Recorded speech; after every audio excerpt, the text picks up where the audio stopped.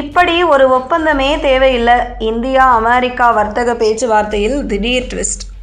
India மற்றும் America இடையே ஓராண்டுக்கும் மேலாக வர்த்தக பேச்சுவார்த்தை நடந்து வருகிறது. ஆனால் இதுவரை ஒரு முதல் கட்ட ஒப்பந்தம் கூட கையெழுத்தாகவில்லை. இதோ ஒப்பந்தம் வந்துவிடும், அடுத்த மாதம் வந்துவிடும் என்றெல்லாம் பேட்டிகள் வருகின்றனவே தவிர இதுவரை ஒப்பந்தம் கையெழுத்தாகவே இல்லை. குறிப்பிட்ட சில விஷயங்களில் இந்தியா அமெரிக்காவுக்கு வளைந்து கொடுக்காமல் இருப்பதே இந்த ஒப்பந்தம் ஏற்படாமல் தள்ளி போக காரணம் என தெரிய வந்துள்ளது.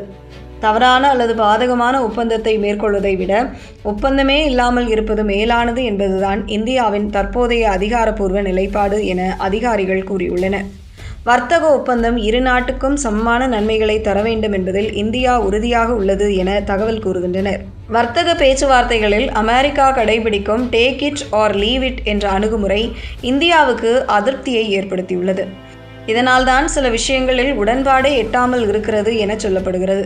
இந்தியாவின் வர்த்தக நலன்களுக்கு பாதிப்பு ஏற்படும் வகையிலோ அல்லது இந்தியாவின் வேளாண் துறைக்கு பாதிப்பு ஏற்படும் வகையிலோ ஒப்பந்தம் இருக்கக்கூடாது என்பதில் இந்தியா கவனமாக இருக்கிறது என அதிகாரிகள் கூறியிருப்பதாக சில செய்தி நிறுவனங்கள் தெரிவிக்கின்றன. இரு நாடுகளுக்கும் இடையிலான வர்த்தக பேச்சுவார்த்தையின் அடுத்த கட்டம் ஆகஸ்ட் 25 நடைபெற உள்ளது.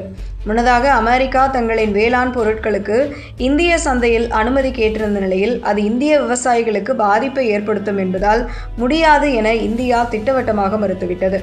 அதேபோல குறிப்பிட்ட சில அமெரிக்க பொருட்கள் இந்திய சந்தைக்கு வருவதை மத்திய அரசு விரும்பவில்லை. இதனால்தான் ஒப்பந்தம் இறுதியாகாமல் இழுபறியாகவே நீடிக்கிறதா?